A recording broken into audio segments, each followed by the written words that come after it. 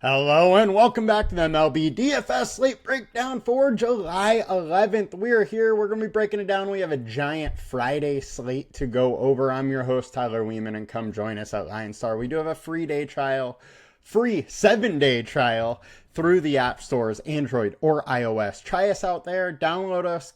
Let us know what you think. Please give us a 5-star review. And now let's dig into it. We're going to go over the perfect lineups from yesterday, the winning lineups from yesterday, then jump into today's slate, starting with the pitchers and then stacks to consider. So, FanDuel, winning lineup or perfect lineup yesterday, we had Strider. Strider gave up 3 runs, but still had 48 points just because his strikeout stuff was there. Then we have the A's also popping up. I talked about how it was a very nice leverage stack for the A's with Strider being so high owned, and Kurtz went nuts. Soderstrom went nuts. Then we have an Angel stack 2-man and a Rangers 2-man. That was another spot that I talked about just liking that entire game, and it came through. So 277.6 was that perfect lineup score. Winning lineup on FanDuel went to Supreme,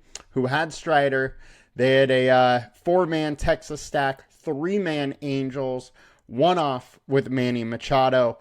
So big surprise. The game that I like to stack won it on FanDuel with 20K. Strider was the guy. Unfortunately, I had a ton of Texas, a ton of Angels, ton of Braves, but I didn't have this exact lineup. So congrats to Supreme. You got it done. Now let's jump over and check what we got on the old DraftKings. Perfect lineup over here. We have Mikolas, Strider, 2-man Cardinals, 2-man Angels, and then some one-offs got it done. 211.15 that score, and the winning lineup went to the Mish, who had 173.8. They had Cy Corbin, they had Cy Mikolas, and then we had a 5-man Texas stack, 2-man A's with a one-off of Manny Machado. So on both FanDuel and DraftKings, a game stack, a Texas stack won it. You needed Angels over here on DraftKings, and congrats to them. Now let's dive into today, see what we can uncover on this beautiful Friday afternoon. Our highest owned pitchers, we got German Marquez, 16% owned. This is not going to stay as the highest owned pitcher. I just want to put that out there. German Marquez is super cheap, and in a cash situation, I might consider him. But for GPP, he just doesn't really have the ceiling to get it done. However, 5,200, he can give you 20 even in a tough spot versus Cincinnati. He's been okay lately, 4.3 FIP over his last 5. StatCast data is terrible though. 44% fly balls, decent amount of barreled balls, and in a small park like Cincinnati. Not one that I really love, and I really want to get to much German Marquez.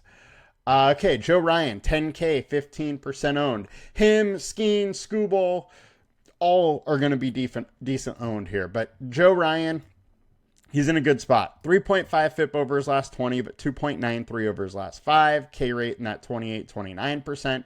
He has given him up a little bit too many fly balls, but StatCast data really doesn't worry me whatsoever. The splits definitely work in his favor. Pittsburgh striking out at 22%, low ISO, low average, low WOBA. Team VBP, there's only 24 plate attempts, so I don't really care about it. And 26% combined K rate is a solid number at 10K, and I like the upside. I'm fine having some Ryan. Next, we got Paul Skeens, 10.5K. Probably a little bit too cheap for Skeens. However, his K rate is only 28% over the last 20. Now, he does regularly come out with these games where he puts up 10, 12 Ks. So you have to throw that out there, and he's obviously a great pitcher. 2.0 FIP over the last 5 and a 31% K rate over that span, but then over the last 20, 2.45 and 28%. StatCast data is fine. People don't hit him much, but when they do, there is a 35% hard contact. He only has 2 barrel balls, though, of 60 batted balls. So his StatCast doesn't worry me much at all.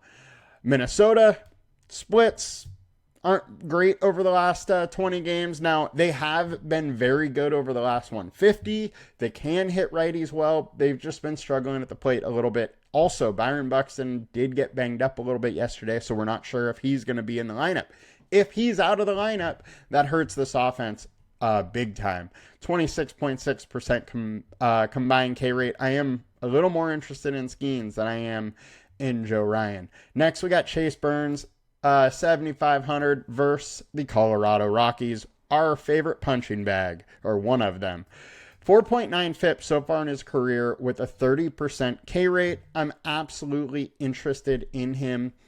I think he's due for some good luck here, and frankly, the Rockies don't scare me at all, and they strike out a lot. At 7,500, there's huge ceiling here, and he went 91 pitches his last time out. Next, we got Logan Webb, 9,700 versus the Dodgers. Look, Webb has been absolutely unbelievable this season. He's been pitching extremely well, but I have a hard time going here against the Dodgers. Now, the Dodgers, they've been having some troubles lately. They have not been scoring like they generally do. So that is one aspect that makes me kind of consider him. But with so many good pitchers today, I'm going to have a very hard time getting any substantial amount of Logan Webb. They've also done well versus him in the past with a 303 average, 141 ISO, 355 WOBA, only a 15% K rate.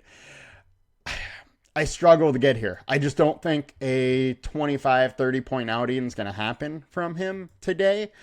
25 very well could, but missing out on a 25 is not going to kill me. So I'm going to probably just lean into more Skeens and Skubal instead of going Webb. So that is... Sorry, real quick. Just had to tell Shannon that I'll be there in a second for our other show, which reminds me, make sure you watch both shows. Our home run calls, our prop is all on that one. Next, we got Ranger Suarez, 9.2K, 13% owned versus Padres. Padres been struggling a little bit. They've struggled over the long term versus lefties. Suarez, 45% better away and in a very pitcher-friendly park. I think there's big-time upside. I don't mind going to some Suarez. I mean, the Eduardo Rodriguez is a much worse pitcher than Ranger Suarez, and he battled yesterday, kept the Padres to few runs. I don't mind this Suarez spot. The only issue for me is the Padres don't strike out much, so a little bit of a lower ceiling here than most here. Tariq Skubal, 12K. All right, he's 12K. Super expensive, but he should be 12K. This guy has a 35% K rate and a sub-2 FIP over his last 5. Over the last 20, 2.04 FIP and a 33% K rate. StatCast data looks good. Splits are heavily in Seattle's favor here, but it's Skubal. I'm not scared. I like the spot. It should be noted that Cal Riley does actually hit Skubal decent. He's hitting 500 with a home run off of him. It's only like 6 plate attempts, but should be noted. Also, earlier this season, they did get to him at T-Mobile. Now he's at home. But before that, he's just putting up 30 burgers versus him. Now he's 12K, so you got to pay for it. But don't mind a little bit of him. Now let's get to some pivot action. Quinn Prester at 8,200 versus the Nationals, 3.52 FIP and a 35 or 25% K rate the last couple weeks. 50% ground balls, 25% fly ball, 35% hard contact. A lot of barreled balls, but I do think there's upside in the matchup. And with so many high-priced pitchers, we do need to find a lower one too for DraftKings. And I don't mind going there. Tyler Anderson, 6,500. Now, his FIP does not make sense to really want much. He has a FIP of 5, but 18% K rate, 19 over the last 5.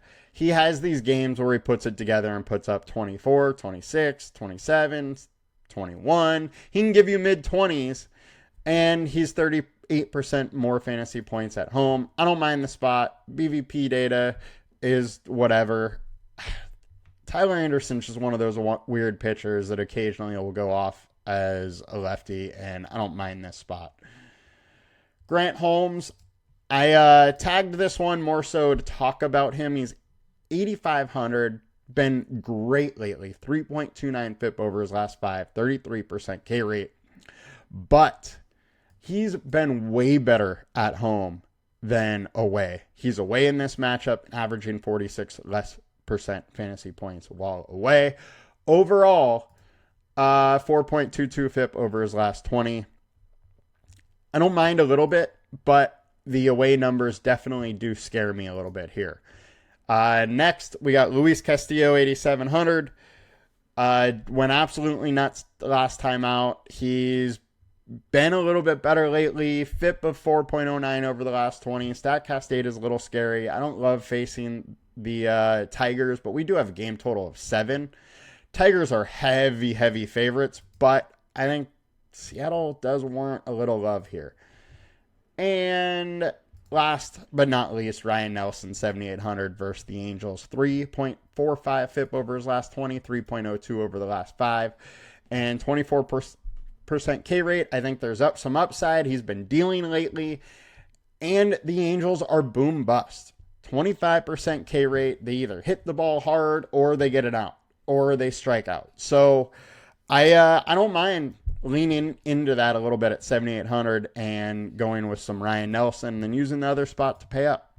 Let's check out FanDuel real quick before we can round this out. We got Scooble, 40% owned. Skeens is also going to take up some big ownership. And then I do believe Joe Ryan will be third. We have those two both at 12%, but I think it likely ends up more like 14, 15 for Skeens. And then Joe Ryan, 8, 9, 10, something like that. I would prefer Webb, or probably Suarez over Webb here. And then I think Burns is actually a pretty interesting option at 8,800. The K rate is there for him. He went 91 pitches, so if he can show some efficiency, there is the chance he can go 6 innings versus a team that strikes out a lot. 28.8% combined K rate, sub 9K is fairly interesting. And then Castillo, I don't mind a little bit of, but I really think that we're probably going to have to pay up a bit with pitching on FanDuel. Between Scooble, Ryan, Skeens, Webb, Suarez, it's not likely all of them fail. One of them is probably going to have a 50-plus point outing, and unless Burns or Castillo or one of these guys can come close, you're going to need one of these stars, and unfortunately on FanDuel, we're probably paying up. However, there is nice leverage if you want to pay down and get a little wild, because nobody's going to do that. Then you can really pay up for some bats that are in good spots. Now, let's get over to DK and round this out. Our highest owned stacks of the day, we got Toronto versus Severino. Sevy hasn't been good lately. Great hitting weather. Don't mind the spot whatsoever for Toronto. I'm definitely going to get some. Highest projected stacks, we got Arizona versus Tyler Anderson. Look, if Tyler Anderson isn't good, he gets bombed. So I don't mind some Arizona in a park that plays up to home runs. Highest value, we got Colorado versus Chase Burns. Chase Burns got lit up a little bit recently.